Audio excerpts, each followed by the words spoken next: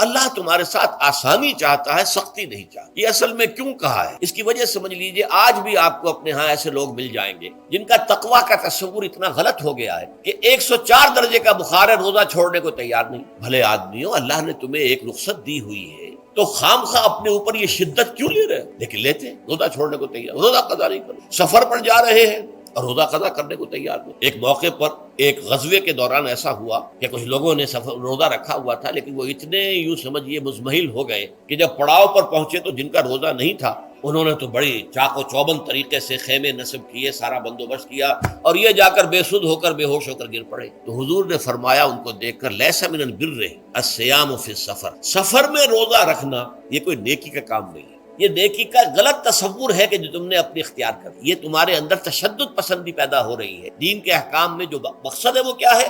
युरीदुल्लाहु बिकुमुल युस्रा वला युरीदु बिकुमुल उस्र।